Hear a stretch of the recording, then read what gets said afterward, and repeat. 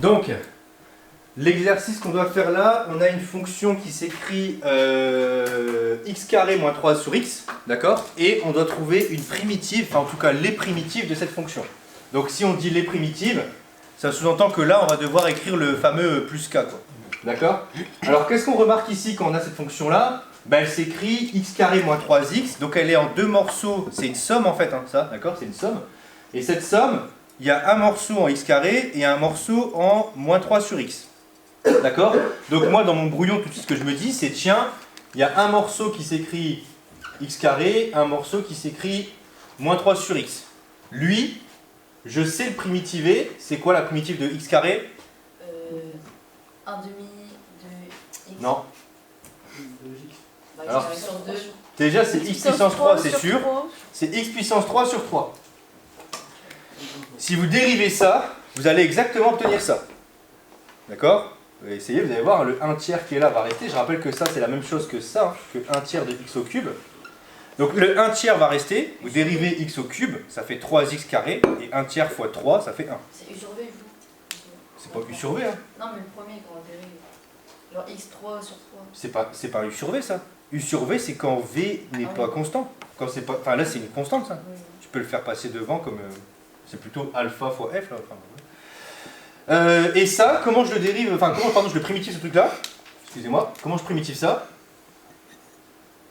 Bah ça, il faut remarquer un truc tout bête, c'est que moins 3 sur x, pareil, écrivez pas que c'est u fois v, moins 3 sur x, ayez le réflexe de vous dire que c'est moins 3 fois 1 sur x.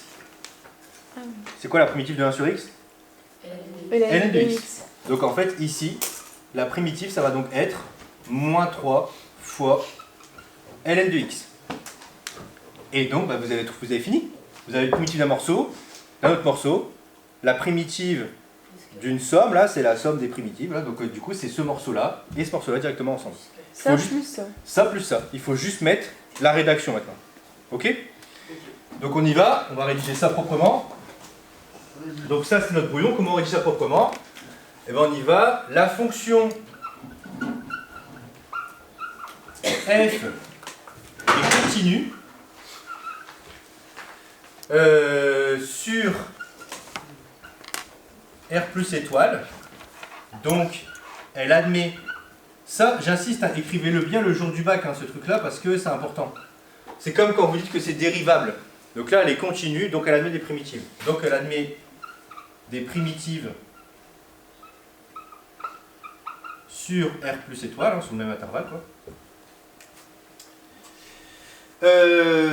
Et qu'est-ce qu'on a? Je vais faire la rédaction un petit peu comme j'ai fait là, un petit peu comme les u fois v. Je vais aussi dire f est de la forme u plus v, d'accord? Avec u de x qui vaut quoi? X carré, et v de x qui vaut moins 3 sur x. D'où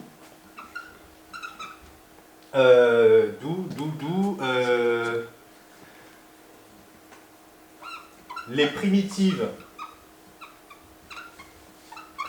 grand U et grand V de U et V, en général on les note comme ça, quoi, sont, deux points, grand U de x égale x au cube sur 3 et grand V de x égale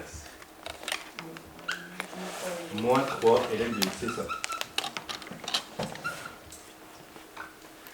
Et donc là, si je veux terminer ce truc-là, bah, qu'est-ce que j'écris? J'écris donc,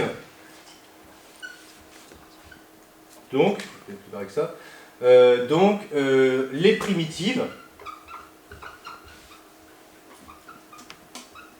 grand F de petit f sont, deux points, pour tout x appartenant à R plus étoile,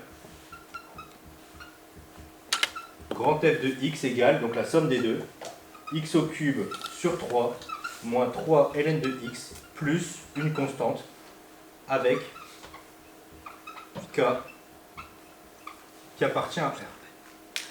Donc ici vous avez vu qu'il n'y a pas de difficulté, hein, vraiment. Il faut juste se poser tranquillement, regarder morceau par morceau, primitiver chaque morceau ici, et ça marche bien parce que c'est une somme, hein. Et après vous avez juste à le rédiger. Donc n'oubliez pas dans votre rédaction que ce qu'il vous faut dire c'est continu, donc ça admet des primitives, et vous pouvez poser un petit peu comme pour la dérivation, la forme de votre fonction, les primitives, et après ne pas oublier ça, vu qu'on vous demande ici, j'insiste, hein, les primitives, c'est-à-dire qu'on en veut plusieurs, hein, on en veut plusieurs, donc ça sous-entend que vous ne devez pas oublier qu'elles sont plusieurs. Donc le cas là, on n'a pas déterminé K ici. Donc a priori on a besoin de toutes les primitives. Parfois la question c'est la primitive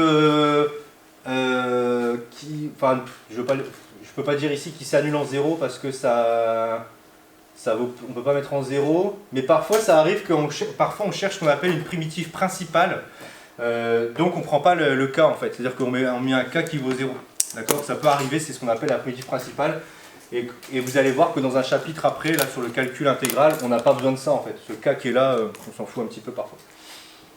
Donc ça arrive parfois qu'on l'oublie. Bon. Ok.